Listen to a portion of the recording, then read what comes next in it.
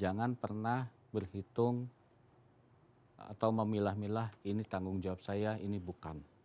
Gimana rasanya Pak kalau punya kawan, sahabat, tapi itu juga pimpinan Pak? Kawan, sahabat, tapi juga pimpinan. Iya. Saya merasakan itu loh. Saya juga pernah sekolah kayak Bapak, bedanya tahunnya doang kan. Kalau nggak on the track nggak akan disupport lah.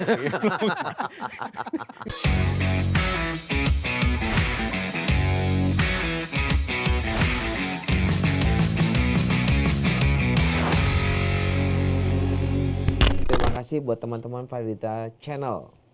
Ada Pak Yosi. Pak, senyum dulu Pak. Rasanya apa Pak hadir di tempat ini Pak? Pertama-tama senang sih. Hmm. Setelah itu bisa mengeksplosur ya. Iya. Nah, Padahal kan selanjutnya hati-hati. buat teman-teman Validita Channel, Pak Yosi hadir di sini. Saya ingin punya insight Pak tentang bagaimana berorganisasi dalam satu perusahaan, berorganisasi dalam suatu lingkungan itu stakeholder, dan yang paling penting bagaimana Bapak membentuk diri Bapak itu bisa berkoneksi. Nah, saya nanya dulu nih Pak, Bapak lahir di mana Pak? Saya di Bandung. Bandung. Asli Bandung Asli. atau Bandung-Bandungan? Asli Bandungan. Oh. Lalu Pak? Ya, saya lahir di Bandung tahun 69. Waktu itu Bandung masih dingin. Ya sekarang juga dingin kok Pak. Ya, tergantung daerahnya. Iya. Benernya. Sekolah di sana sampai kuliah. Setelah itu karena berdinas di Bekasi, ya saya mulai stay di Bekasi sampai dengan sekarang. Putra putri? Putri 3. Saya banyak yang jagain. Wis. Ya, paling ganteng. Ganteng sendiri. Paling ganteng. Pak, ada 2 hal pertanyaan atau insight yang saya butuh dari Bapak. Bagaimana Bapak berorganisasi dalam lingkungan pekerjaan Bapak, dan bagaimana Bapak berkomunikasi dengan teman-teman lingkungan di luar organisasi Bapak. Jadi saya butuh ini Pak Yosi nih. Kalau saya tanya pengalaman kerja, pasti Bapak punya bukan hanya 1000 tapi jutaan pengalaman. Tapi saya yang tanya satu Pak, happy nggak Pak kerja sekarang ini, yang Bapak tugasin sekarang ini? Ya, pertama ya kita harus selalu bersyukur ya. Apapun yang kita kerjakan ya itulah jadi suratan jalan hidup kita kan. Tinggal bagaimana kita bisa menyelami dan menikmati proses. Itu yang paling penting. Proses apa Pak yang Bapak nikmatin? Ya kalau di dalam organisasi itu kan pastinya ada tujuan, ada bagian, dan saya ada di dalam satu bagian tersebut gitu kan. Bagaimana kita bisa berinteraksi, berbicara, komunikasi, kemudian juga kita bisa menghasilkan sesuatu dari hasil komunikasi itu. Itu yang paling penting. Sederhana aja sih. Apa yang Bapak nikmatin dari hanya sekedar ini? Apakah dulu waktu sekolah Bapak belajar itu, atau keluarga yang mengajarkan itu, atau emang Bapak merasa Pak? Ini pertanyaannya complicated nih. Tapi ya saya coba jawab lewat jalan hidup saya kali ya. Iya. Sebenarnya kalau saya itu ya kalau pada saat belajar mungkin pada saat itu saya tidak terlalu terlalu untuk menjadi yang terbaik saat itu. Tetapi saya dari kecil memang sudah punya passion. Saya senang otomotif. Dari awal? Dari kecil, dari Senang SD. mobil-mobilan? Dari kecil. Mobil-mobilan? Iya. Bahkan mobil beneran saya hafal. Cerita tahun tahun 80 itu mobil nggak terlalu banyak ya Iya, jenisnya. Hmm. Saya hafal bentuk lampu ini mobil ini, bentuk pintu ini mobil ini. Oh kalau merek ini yang paling banyak warnanya apa, Hmm. bumper bentuknya, oh ini bumper mobil ini. Saya tahu itu. Karena Karena ya ada ketertarikannya di situ. merasa bahwa itu passion. Iya. Pak Yosi, perjalanan nih, Hmm. sini ke sini, di tengah-tengah, apa yang paling bottom yang Bapak rasakan? Paling bottom bahwa itu tuh inilah titik momentum saya inbound. Mungkin ini terjadi pada saat saya lulus kuliah dan pada mungkin hanya beda beberapa bulan sebelumnya, sesudah itu Hmm. bapak saya meninggal, Pak. Hmm. Di situ ada rasa apa ya? Saya belum bisa kasih lihat ke bapak saya bahwa saya bisa berbuat sesuatu. Hmm. Gitu. Yang itu yang menyebabkan kemudian saya berpikir ya saya harus merubah juga, nggak cukup dengan hanya kesukaan aja ya. Di situ saya harus serius dan kebetulan saya udah terima kerja dan disitulah saya mulai coba untuk ya berkarya lah. Terus ketika Bapak berkarya ini kan ada lingkungan nih Pak. Di dalam bekerja Bapak, internal, lalu juga ada eksternal nih. Apa pengalaman yang paling mengesankan? Sebenarnya yang paling mengesankan itu bagaimana kita bisa berkolaborasi satu dengan yang lainnya ya. Rasa itu tuh memang beda Pak ya? Ini memang beda, apalagi posisi kita kan waktu itu ada di bawah ya. Bagaimana kita bisa hormat kepada yang lebih tua, ya, belajar pengalaman dari mereka gitu kan. Dan Tua coba tuh bukan karena umur kan Pak? pengalaman. Iya. Kita nggak pernah tua ya. Iya. Nggak boleh tua muda Nggak nih boleh tua, soalnya. ya, sensitif itu. Ya, sensitif. Nah, belajar dari yang punya pengalaman lebih, kemudian kita coba resapi apa sih makna dari masalah tersebut gitu kan. Setelah itu ya kita masukkan ke dalam otak kita. Karena hal itu akan menjadi tantangan kita di kemudian hari. Iya sih. Ya kan? Gini Pak, banyak teman-teman bukan hanya di lingkungan apakah itu swasta, negeri maupun di asing, di momentum tertentu dia ingin merasa bahwa berkarya itu bukan hanya tentang nilai rupiah, tapi bagaimana tentang fungsi keberadaannya dirinya. Karena dia yakin bahwa dengan dirinya bisa inline terhadap kebutuhan itu atau fungsi itu adalah kebanggaan pada suatu saat nanti inilah legacy yang akan saya tinggal.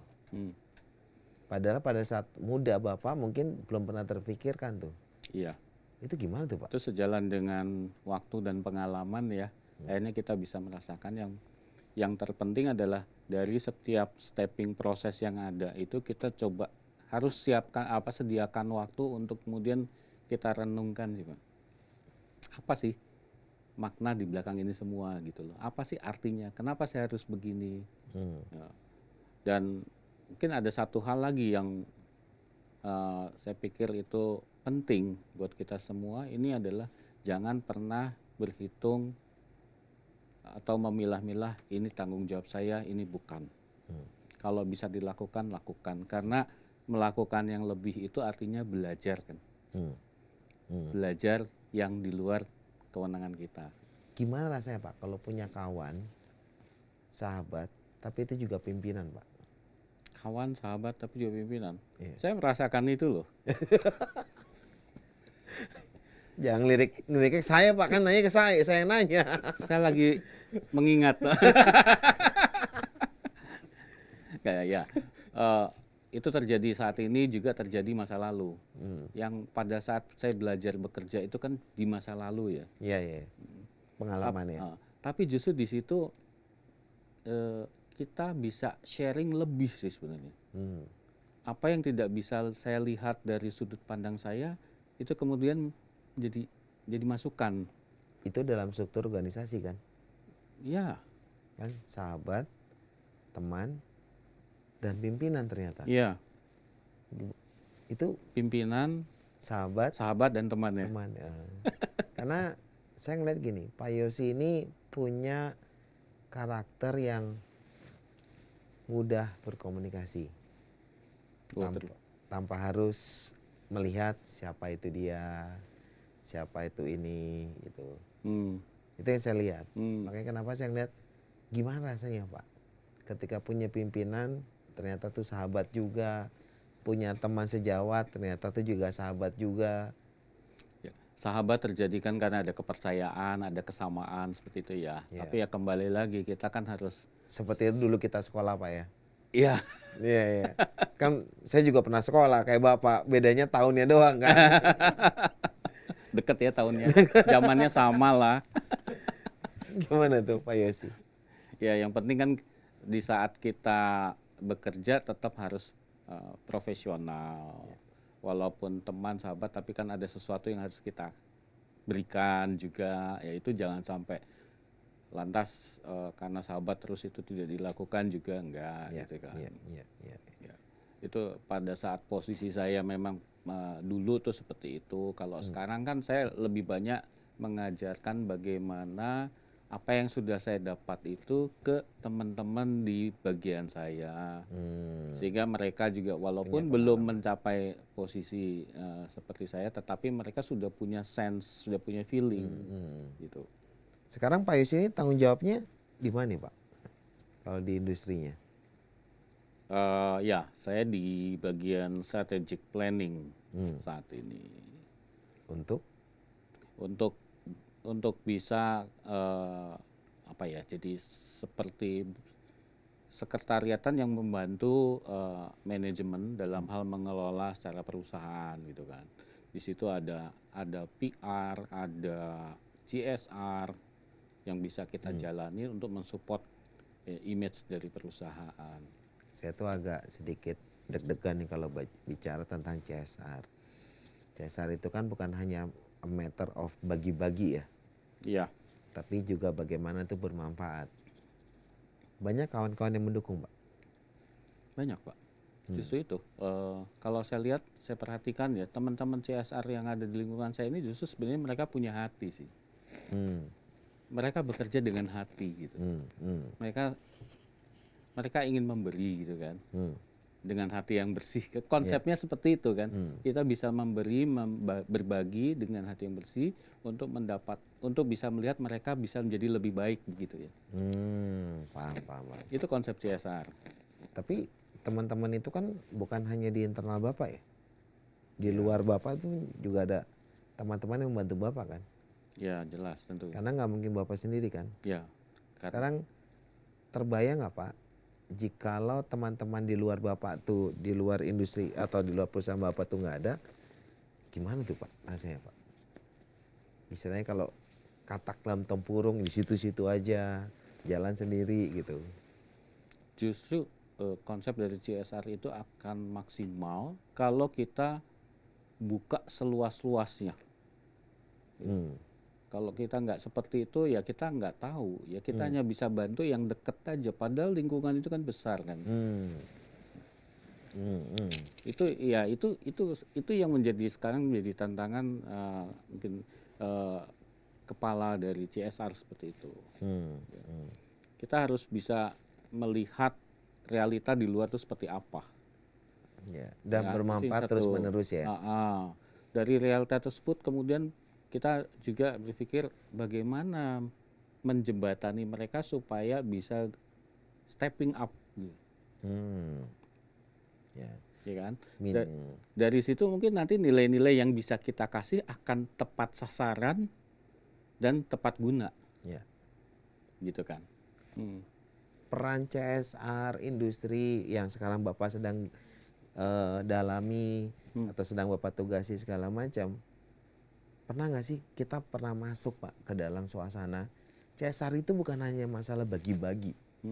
CSR itu bagaimana bangun awareness kalau bukan karena kita hadir, kita mau bagaimana nih perannya?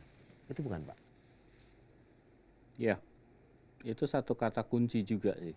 Jadi ya kalau kita mau memastikan bahwa ini tepat sasaran dan tepat guna, kita harus datang ke situ kan. Ya kan? Pertama yang dibangun ini dulu Pak ya. Ya, kesadaran diri dulu. Apa yang mau kita lakukan. Setelah itu kan kita buka mata. Iya. Kita lihat apa yang terjadi. Apa Karena itu terjadi juga sama Bapak ya. pada dulu saat- ya. Ini buat teman-teman Faditya Channel nih, nggak pernah nanya nih sebelumnya nih. Halo Pak. Ya, nggak akan. Ya apa yang kita lakukan saat ini kan nggak bisa terlepas dengan apa yang dulu kita pernah lakukan kan. Iya iya iya. Ya kan. Iya Pak. Apakah itu hal baik, apakah hal buruk, itu kan akan menjadi apa ya, akan terekam gitu kan. Tapi dari posisi saat ini kita bisa melihat pada saat kita merewind ke zaman dulu, sebenarnya saya bisa begini begitu. Dulu saya nggak bisa lihat itu, tapi sekarang saya bisa melihat kan. Karena Bapak di posisi lebih luas ngelihatnya atau dengan Ya, pengalaman. ya karena pengalaman hidup selama ini kan. Hmm. Dari situ kan saya bisa datang ke mereka yang dulu seumuran seperti saya dulu. Iya iya. Untuk bisa mulai membukakan mata lah. Iya. Atau mungkin kalau sekarang sih saya bisa lihat bahwa dengan zaman yang lebih terbuka, digital, dan informasi lebih mudah didapat kan. Sebenarnya mereka tuh saat ini jauh lebih cerdas, jauh lebih tahu banyak dari Karena zaman ada saya pengalaman dulu. teknologi Karena udah dibekalin teknologi. dan lalu proses waktu yang sudah berjalan, lalu dengan komunitas yang sudah terbentuk gitu. Pak, komunitas yang terbentuk ini salah satunya sekarang ini Bapak fokusnya kemana Pak? Teman-teman yang industrinya atau yang gimana gitu Pak? Saya lihat sih ya, memang ada kan sesama teman-teman industri, kemudian juga mungkin ada stakeholders juga ada Di otomotif ya? Juga ada dalam menjalankan operasi kita saat ini kan kita tidak terlepas dari masalah-masalah yang ada, dan kebetulan juga kan kita karena ini saya ada di otomotif juga, saya bisa melihat apa yang terjadi di luar Indonesia kan, industri otomotif di negara lain. Di dunia lah Kita ya. bisa benchmark, ya. Kemudian apa yang sudah mereka lakukan yang kita bisa rasakan, oh ini kita belum lakukan dan perlu, itu bisa kita ambil dari sini. Kemudian lakukanlah gitu. Bapak bilang lakukan Pak. Lakukan sama siapa Pak? Lakukan sama siapa? Bukan hanya teman sekantor kali ya? Enggak lah. Komunitas. Komunitas. Komunitas. Awareness di dalam komunitas itu perlu, ya kan? Goal itu perlu di setting kan. Di saat kita bisa mendapatkan komitmen untuk melakukan bersama, Ya. kenapa enggak? Ya. Itu jalan udah mulai terbuka kan. Berarti ketika Bapak punya teman, ini saya hadirin nih teman-teman Faditya Channel, temannya Pak Tata dalam komunitas nih. Komunitas bagaimana sekarang Pak Yos ini dengan Pak Tata nih. Pak Tata, Siap. mohon izin nih. Kerja bareng Pak Yosi capek nggak Pak? Capek banget Pak. Ya mungkin bahasanya bukan capek. Tapi Pak Tata ini bukan satu kantor atau satu ini kan Pak? Ya beda. Saya kebetulan Di industri di lain lah industri ya. yang lain. Ya. Tapi menjadi bagian ya. Jadi bagian dari supporting di Suzuki. Capek Pak? Ya capek karena seolah-olah tidak pernah berhenti.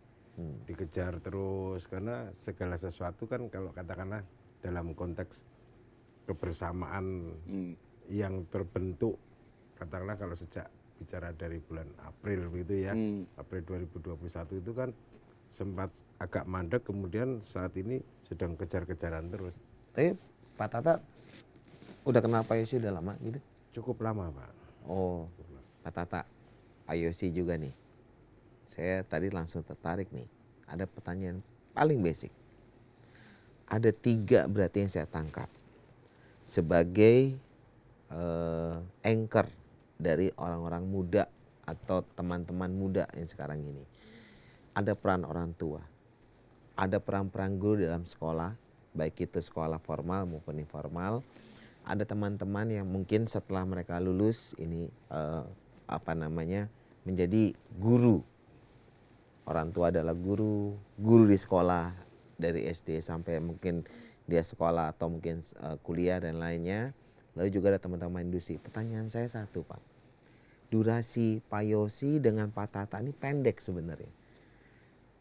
Orang tua adalah guru. Guru selalu akan berpindah-pindah. Tapi lah mereka guru di sekolah sebagai teman-teman yang muda. Teman-teman sekarang sudah lulus, masuk ke industri. Sekarang kita berusaha berjuang bagaimana juga menjadi guru untuk mereka menyemangati hidup. Bapak yakin dengan peran Bapak itu? Sehingga kita pada saat menghidupkan baik dengan CSR yang mungkin hanya short term, terus teman-teman yang udah senior itu masuk ke dalam program, ayo yang muda semangat. Ini itu gimana tuh Pak Tata? Ya kalau secara pribadi berdasarkan pengalaman hidup dan yang sudah saya jalani sampai saat ini saya yakin. Karena kalau ukuran kita kan manusia itu kan hitungan detik, menit, jam, hari, minggu, bulan, tahun begitu ya. Yang sudah terukur misalnya 1 menit itu 60 detik, 1 jam 60 menit dan lain sebagainya. Itu kan ukuran kita manusia.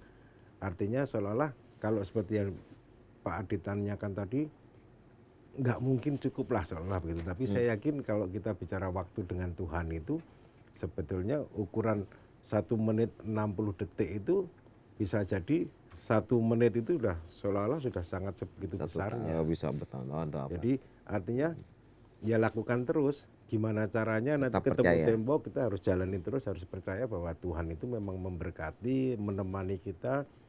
Kalau kita melakukannya dengan ikhlas, pasti Tuhan akan memberikan jalan. Gimana tuh Pak Yosi? Dan satu hal, yang nama CSR itu nggak instan. Hmm, Kita memberi sekarang mungkin efeknya. akan jangka menengah kah atau jangka panjang gitu ya.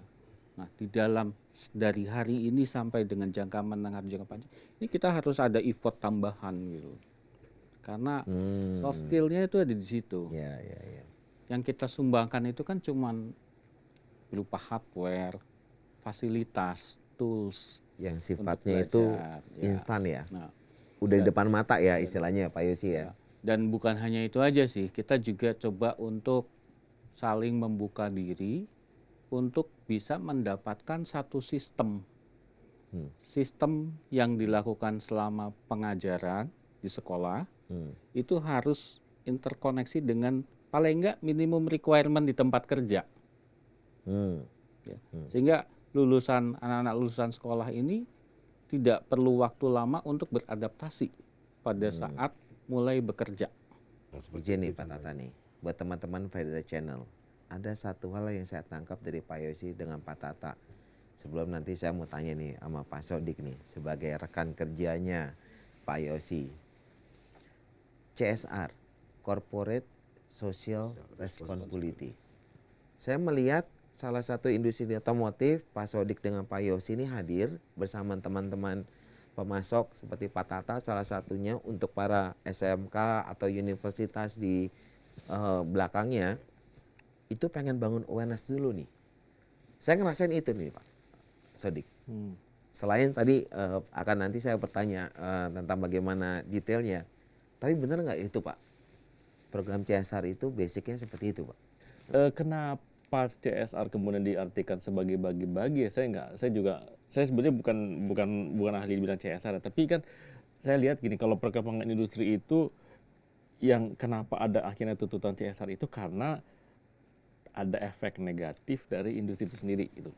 Ketika kita buat satu industri, katakanlah, segampangnya, dulu misalnya ada perusahaan yang kebanyakan pekerjaannya wanita misalnya ya, berarti kan si wanita ibu atau si pegawai ini meninggalkan anak-anaknya lah, rumahnya, sehingga di situ katakanlah ada efek negatif terhadap industri ada di situ. Mungkin juga kemudian ada kawasan industri kemudian menyebabkan adanya limbah dan lain sebagainya, sehingga akhirnya disebut ada CSR lah. Ini bahwa kamu perusahaan, kamu harus bertanggung jawab karena kamu membuat kesalahan gitu. Ya, gitu. ya, ya, Jangan ya, ya, ya, mungkin dari situ mulainya. Tapi saya pikir harusnya memang jadi lebih luas gitu loh ya. Jadi bukan hanya kita harusnya begini, perusahaan itu tanpa CSR pun harus bertanggung jawab terhadap masalah yang dia buat gitu loh. Itu jangan dianggap sebagai CSR, tapi itu adalah sebetulnya bagian dari apa ya, memang kewajiban nggak perlu diekspos, memang tanggung jawab dia, misalnya limbah itu harus bersih dong gitu loh.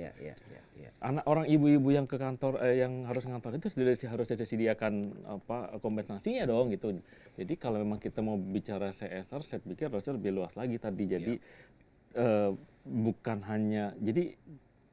bukan terbatas kepada bagi-bagi inilah ngapus dosa gitu loh misalnya gitu loh. Selesai urusannya ini perusahaan bagus bagi-bagi, nah jangan begitu. Nah tadi jadi CSR yang diberikan itu mungkin dari sisi perusahaan ada misi lain misalnya untuk membuat brand image lebih bagus mungkin ya, tapi sebetulnya kalau menurut saya kalau memang ada CSR dan kalau tadi kita bicara sincere, kita bicara bekerja dengan hati, ya harusnya ya tadi efek itu harus lebih luas dan tidak hanya sesaat, punya impact yang berkesinambungan, bisa meningkatkan taraf hidup orang yang diberi atau terimbas oleh CSR itu gitu loh. Kalau hanya sekedar bagi-bagi kan selesai sekali. Misalnya, ya apa misalnya secara penghijauan, that's it, selesai. Tapi efek terhadap lingkungan. Nah, penghijauan itu harus sebetulnya nggak perlu ditanya, harus dikerjakan. Karena industri mengeluarkan CO2, ya CO2-nya harus dibayar dong gitu. Jadi jangan kemudian yang itu saya setelah itu memang apa ya istilah itu memang harus kamu kerjakan, tidak perlu kamu heboh-hebohkan lagi gitu loh. Kalau kita nih sekarang udah nggak zamannya, misalkan kita berdiri sendiri kemudian berjualan gitu aja, tapi sudah harus bisa menggandeng dengan supplier kita, dengan sekolah-sekolah, karena kompetisi kita ini sudah tidak antar merek di satu negara, di negara kita, tetapi kita udah bertarung dengan negara yang lain. Jadi kalau saat kita bicara industri di Indonesia ini udah termasuk dari industri otomotifnya, para seluruh supplier, dan beserta calon tenaga kerja itu harus bisa mumpuni gitu. Itu saya pikir sih penting gitu. Dengan usaha yang dilakukan oleh Pak Yosi dengan Pak Tata dan teman-teman lain ini, Bapak menilai apakah mereka on the track, Pak? Iya, pasti. Kalau nggak on the track nggak akan disupport lah. Itu kan jelas. Tolong bantu promosi. Saya bukan Pak. Jadi saya tuh melihat gini Pak, buat teman-teman Valita Official, menjadi Pak Yosi, menjadi Pak Tata, menjadi Pak Sodik itu tidak mudah. Pertanggungjawaban itu harus muncul. Saya dapat insight hari ini yang cukup berharga. Terima kasih kepada Pak Yosi ini, terutama ini bintang utama yang ditemani oleh temannya Pak Tata, lalu juga dengan teman kerja di perusahaannya dengan Pak Sodik. Saya terima kasih. Saya ingatkan kepada teman-teman bahwa menjadi Pak Sodik, Pak Yosi dengan Pak Tata dan teman-teman yang lain itu tidak mudah. Kenapa? Challenge mereka bukan hanya bagaimana merekrut sumber daya manusia yang unggul, tapi juga membuat produk dari sumber daya itu menjadi produk yang kompetitif. Dan itu bukan suatu hal yang mudah, karena dibutuhkan teknologi, infrastruktur, modal kerja, dan mungkin juga relasi yang cukup kuat.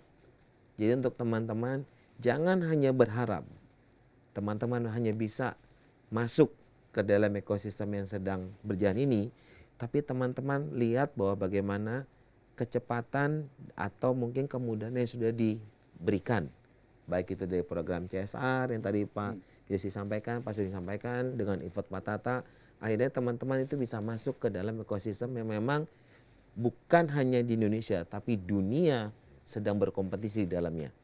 Mungkin itu untuk teman-teman Valita Channel. Terima kasih Pak Yosi sebagai bintang utama yang ditemani oleh Pak Sodik sebagai teman sejawat di dalam perusahaan. Pak Tata, Terima kasih. Saya ucapkan terima kasih. Terima Kita kasih kembali lagi, ingat untuk teman-teman Vedita Official, menjadi baik itu tidak harus menjadi yang terbaik. Menjadi baik itu adalah menjadi sesuatu yang memang di perannya itu dia melakukan hal yang baik. Dan ketika itu menjadi yang terbaik, saya harap buat teman-teman Vedita Official, itulah kebanggaan kita sebagai manusia. Terima kasih, kita ketemu lagi. Terima kasih Pak Yosi. Terima kasih Pak. Ya. Terima kasih.